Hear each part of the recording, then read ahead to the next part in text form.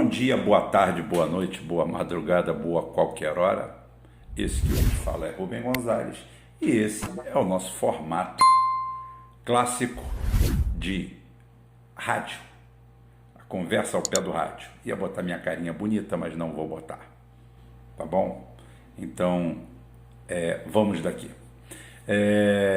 Primeiro, deixar para vocês que estou muito tranquilo e calmo em relação a todas as previsões não concluídas, porque as previsões não concluídas nos levam a outras conclusões. Previsões não concluídas que fogem ao senso comum, a tudo que foi visto, relatado e acompanhado, não por um, mas por mais de 1000 pessoas, porque é esse o nosso público. Mais de 1.500 pessoas é o nosso público cativo do nosso grupo lá, é onde a gente faz experimentos e apanhados do Brasil inteiro, fora o que a gente faz no dia a dia. Então, o que você quer dizer com isso, Rubem? Eu quero dizer para vocês que existe algo no céu além dos aviões de carreira, algo no céu, algo nos ares além dos aviões de carreira. Primeiro, deixar para vocês, é claro que sim, um assunto que eu pouco abordei ou nada abordei aqui, que é concernente à relação, vamos dizer assim, incestuosa e fraudulenta que nós temos dentro dos nossos processos eleitorais. O que você quer dizer com isso, Rubem?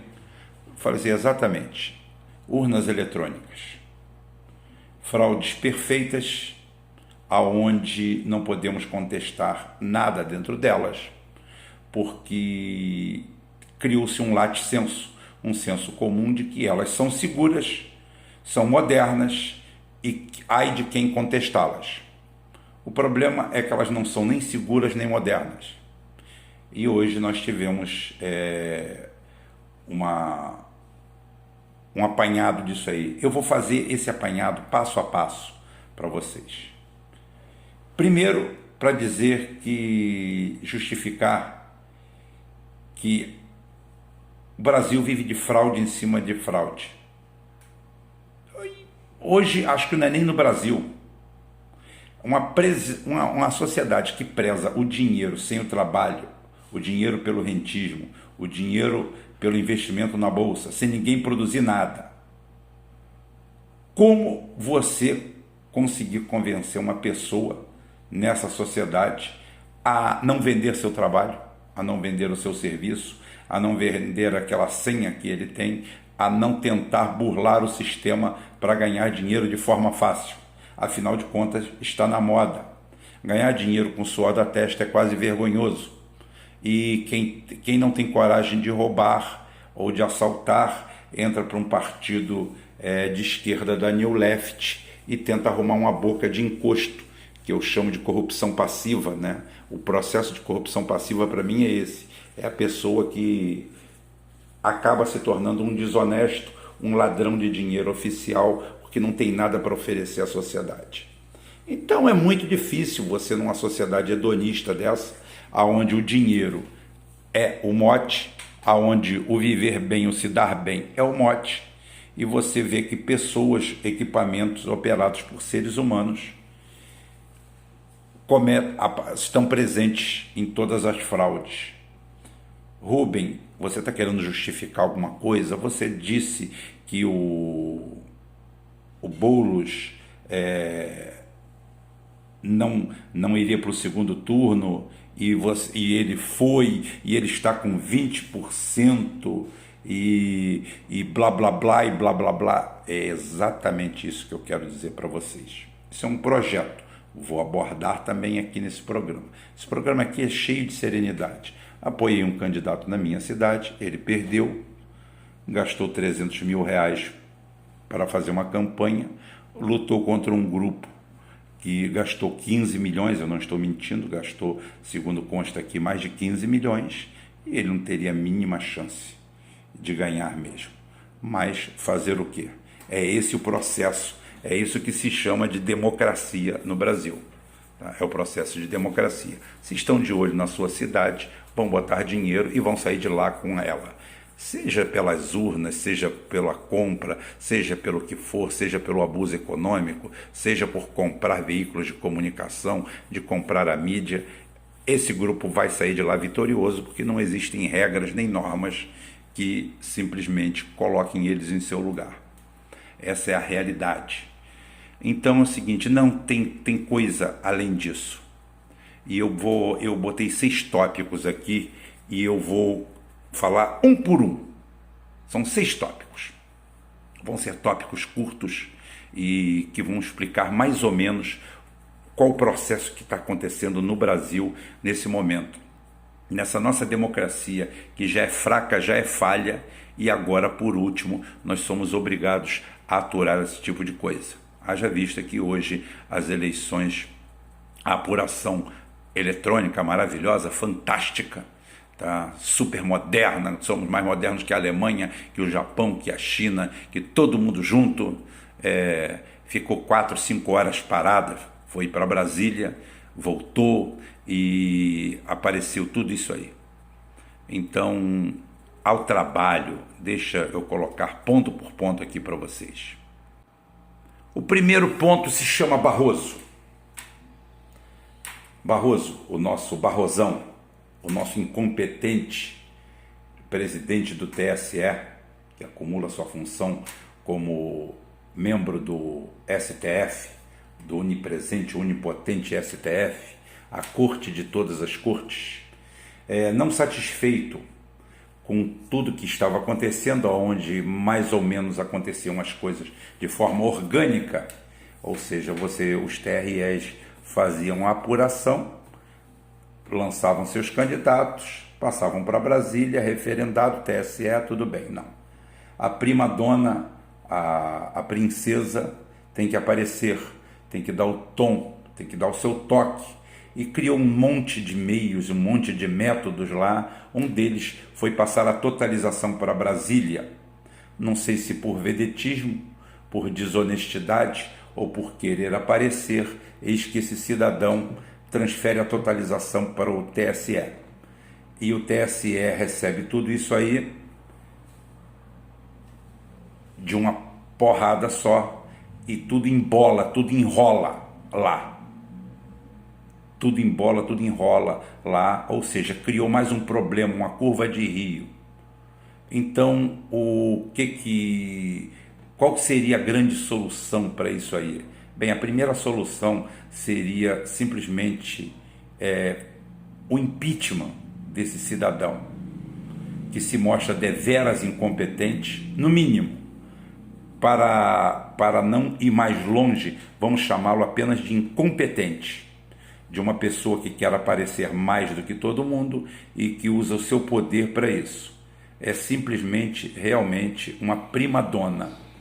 E esse sujeito estava nos Estados Unidos desfilando a sua fidalguia primeiro-mundista e voltou para cá, já voltou com ideias da próxima vez a gente votar por aplicativo. Aí eu já começo a achar que é coincidência demais para ser só coincidência. Tá? Barroso necessita ser varrido, não só ele, mas a gente tem que começar por algum lugar. 42.195 metros é o tamanho de uma maratona, leva-se mais de 2 horas para correr em alto nível, tá? Mas ela começa com o primeiro passo. Então é a mesma coisa, limpar o judiciário é preciso, colocar maus magistrados no seu lugar é preciso, mas a gente tem que começar por algum lugar. Então o primeiro passo da maratona pode sim ser meu amigo, meu carado, meu amigo camarada, meu irmão de fé, Barrosão. Barrosão, tu não presta para nada, tu não chegou aí por mérito, chegou indicado, tu é ligado à Globo, de todo esse jeito, tá? Tu não tem credibilidade para ser ministro do STF, como diga-se passagem ali, quase ninguém tem. Talvez ninguém, mas quase ninguém tem, com certeza. O segundo ponto que nós temos que falar é a vulnerabilidade do sistema e os hackers. os hackers. Tá? Segundo consta, o próprio Luiz Roberto Barroso relatou que hoje à tarde houve uma tentativa de ataque ao sistema que abriga as informações da Justiça Eleitoral, mas que foi totalmente neutralizada. Houve, de fato, uma tentativa de ataque com uma quantidade de acessos maciços para tentar derrubar o sistema como um todo, afirmou o ministro. Segundo ele, mais informações sobre o ocorrido estão sendo apuradas e serão divulgadas na próxima oportunidade. A informação que tem é que foi tentativa de derrubar o sistema, mas está tudo funcionando bem. Pergunto eu para vocês, se tivesse funcionando bem, aconteceria esse atraso imenso? Se tudo tivesse tranquilamente como esse cidadão fala, teria acontecido isso? Não, claro que não. Claro que não. Claro que não. Os hackers atacam, fazem o que bem entendem, porque as urnas são vulneráveis. As urnas são totalmente vulneráveis e eu vou falar agora como terceiro tópico nessas urnas. Essas urnas funerárias, que é o nosso terceiro tópico, que se liga ao segundo desses hackers. O terceiro tópico são essas urnas. Produtos eletrônicos de baixa complexidade, facilmente acessível e que já foram violadas em todas as feiras que participaram, sendo vendida como a oitava maravilha do mundo. Tá? A oitava maravilha do mundo são as urnas brasileiras. Como eu falei, onde nós somos modernos, somos os primeiros do mundo, nós nos orgulhamos que em 2 horas, 3 horas, nós sabemos o resultado daquilo ali. E temos que acreditar nas urnas. Temos que acreditar que as pessoas que manipulam as urnas não gostam da Bovespa, que não gostam de dinheiro fácil, que são pessoas com a retidão e uma integridade moral acima da média, são quase passageiros e viajantes de Nárnia, desgarrado entre nós. É isso que nós temos que acreditar, como temos que acreditar também que o judiciário é feito sobre esses exemplares maravilhosos, esses homens talhados por ourives e joalheiros que, graças à nossa sorte, vão dar no judiciário. E, pelo visto, os que são reprovados ali cuidam das urnas eletrônicas. Então é essa a verdade que nós temos que falar. A urna eletrônica nossa não consegue comprovar o voto, porque ela depois é zerada, então o papel que saiu dali você tem que aceitar como de fé pública, como algo que deve ser aceito de qualquer forma. Agora imaginem vocês com aplicativo. Imagine, já hackers se manifestaram dizendo que o sistema todo brasileiro do judiciário é falho. Tá. Vou falar agora num quarto elemento, que é o idiotismo político. O idiotismo político que leva à fraude. Fraude explica. Tá? Fraude explica.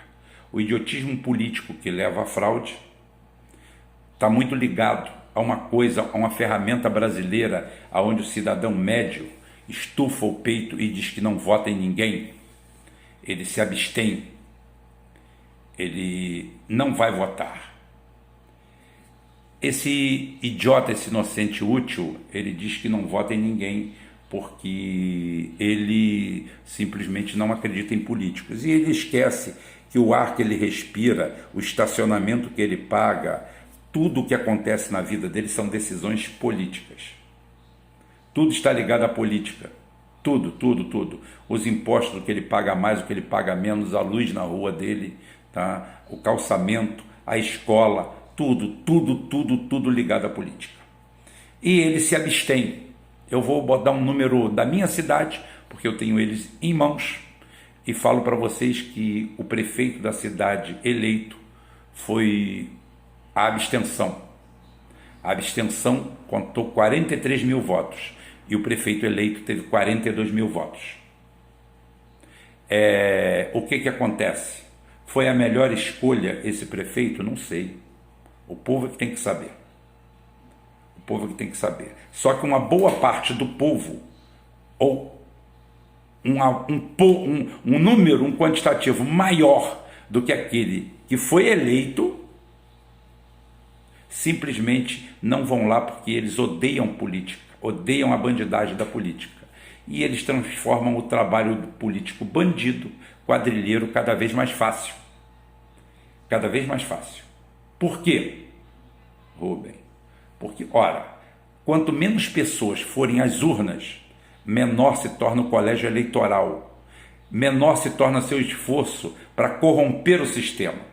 Se você compra votos, se você emite dinheiro para comprar votos, se num universo de 100 mil eleitores, metade não for, você só tem 50 mil pessoas para votar. E você vai precisar de um número X de votos. E você vai ser mais fácil para manipular, para transformar aquilo ali em negócio. Em negócio. Esse é o outro pulo do gato. Agora nós vamos para o quinto. Tudo isso ocorrido na nossa eleição agora. O quinto se chama Projeto PSOL Brasil. Rubem, o que é isso? Projeto PSOL Brasil é transformar o PSOL de hoje no PT de 1980. Um partido de esquerda simpático, palatável, aceito pela sociedade e que jogue sempre e perca sempre. Que jogue como nunca e perca como sempre. Esse é o projeto PSOL Brasil. O projeto PSOL Brasil hoje tem o seu grande ícone em São Paulo, que eu vou tratar logo a seguir. O PSOL se torna de uma hora para outra um fenômeno nacional. A mídia, mancomunada com tudo isso, com essa guerra híbrida, com todo esse projeto aqui que eu enumerei até agora em 1, 2, 3, 4, estou no quinto passo, tá? Que é o projeto PSOL Brasil, aonde o PSOL inexoravelmente vai tomar o lugar do PT, vai ficar no seu lugar, vai ser um partido de esquerda, simpático, ético, moral, comunista, para ser evitado pelas pessoas de bem, mas ser respeitado como alguém que prega a verdade. Qualquer semelhança com o PT de 1980 não é mera coincidência. Até o cosplay de pobre, o Boulos, parece com o Lula daquela época. Ético, moral, cheio de bom discurso, parece até um Marcelo Freixo da vida.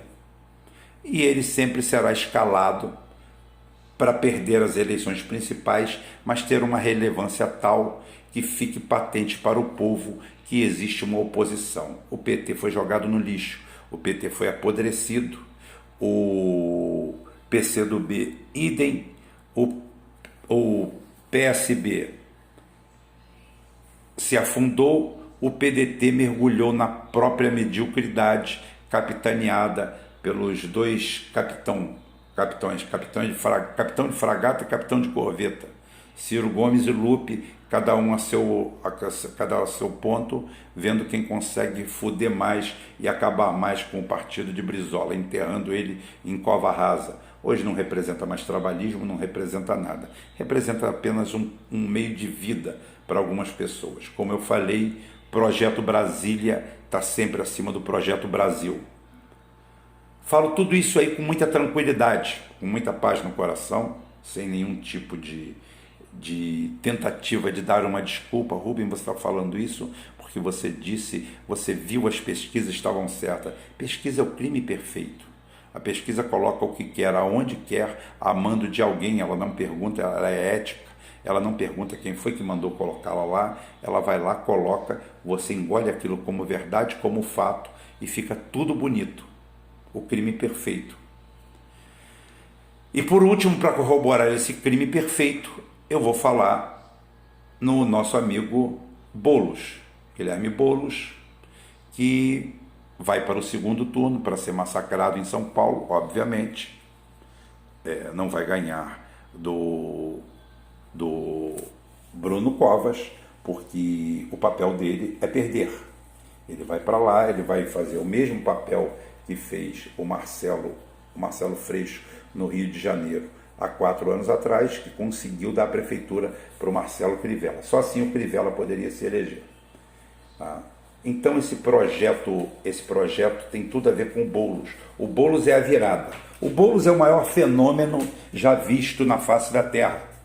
Ele é um fenômeno que contraria, besouro é merda perto do Boulos. O Boulos contraria toda a lógica, toda a retórica, todo o pensamento, toda a análise. Porque o Boulos pertence a um partido teoricamente execrado pela população paulistana, que, no entanto, lhe dá 20% dos votos e o manda para o segundo turno, num estado que, quando ele foi candidato a presidente, teve traço, quase que ficou devendo votação. Eu não sei qual foi a votação, vocês podem procurar. E, de uma hora para outra, o Boulos aparece como grande artífice desse novo momento, e não por acaso a eleição mais atrasada do Brasil no TSE, dentro desse modelo barrosiano criado aí, simplesmente o Boulos aparece dentro desse paulistanismo, que ficou durante horas com 0,38%. E o Boulos lá em cima. Aquilo criou no subconsciente coletivo que o Boulos liderou durante horas. Ficou em segundo durante horas. Só que foi 0,38 durante 3 horas na tela. Isso criou um processo de deglutição. O Boulos estava mesmo. E eis que aparece esse Projeto Brasil. No Rio de Janeiro já são 7 vereadores, tá? O espaço está sendo criado, ou seja, é aquela oposição sem dente, tranquila, ótima, a melhor coisa que existe para a direita continuar mandando no planeta. É esse o processo. E para encerrar, o último item é: Rubem, como é que a gente sai dessa armadilha? Simples. Modelo cartorial. Urnas com voto de papel, escrito, escrutinado, referendado, vigiado. Rubem, isso leva 3, 4, 5 dias. A democracia, o princípio dela não é a velocidade, a agilidade, é a credibilidade. Credibilidade não tem tempo nem tem preço. Credibilidade não tem tempo nem tem preço. Então, o único modelo satisfatório seria única e exclusivamente a volta da cédula de papel, da eleição, do modo antigo. Saudosismo, isso não volta mais. É claro que volta. Nós temos meios eletrônicos. Não. Eleição é um método arcaico, é um método mecânico, é um método com ação e reação direta. Você escreve no papel, o que você escreve sai escrito. Tá?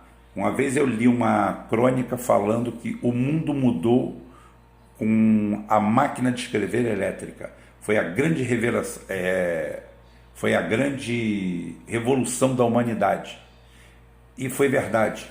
Pela primeira vez, o botão que você apertava fazia algo que você não entendia, que você não sabia como acontecia, e imprimia isso num pedaço de papel. Até aquele momento, você usava uma máquina de escrever manual, aonde a ação mecânica do seu dedo batia na tecla, e essa tecla, por uma haste, fazia mecanicamente a transferência desse tipo metálico, batendo numa fita, aonde marcava ou uma folha normalmente em branco. Ação e reação, tá? Terceira lei de Newton também se aplica aqui, né? Quando você inventa a máquina elétrica, pela primeira vez você aperta o botão e algo acontece lá dentro, que foge à sua compreensão, foge ao seu conhecimento, e teoricamente você poderia escrever olá e a máquina escrever vá para o inferno, se programada para isso estiver. Então você depende da programação, algo que você não domina, que você não conhece. Então o efeito cartoral, te leva a isso. Como eu quero votar num pedaço de papel, num documento assinado por mim, com a minha cara, com o meu focinho, com o meu jeito, contado um a um, de maneira laboriosa, sem contagem eletrônica, sem nada, tudo manual. Por quê? Porque a democracia merece. É isso que ela merece. Com esse problema, vai ter fraude? Tem, sempre tem fraude. Se tem ser humano, tem fraude. O único lugar que não existe fraude no Brasil é no judiciário. Já expliquei aqui os motivos no começo do programa. No judiciário não existe fraude, não existe nada. O nosso judiciário é tão perfeito, é tão maravilhoso, que isso daí não existe a mínima possibilidade. Então vamos ficando por aqui, gente, hoje. Alta madrugada, colocando esse vídeo no ar, muito em paz, muito tranquilo, chegando para os meus amigos e falo assim: muitas vezes perder é o grande achado. É na derrota que a gente se encontra. É na derrota que a gente aprende. Perder sempre é um péssimo negócio. Mas da derrota você tira alguma mensagem, tira algum conhecimento, dá 2 passos para trás e consegue compreender o sistema. É assim que eu faço e é assim que eu vou continuar fazendo. Um abraço para todo mundo. Até amanhã. Amanhã tem Jornal Puro Sangue.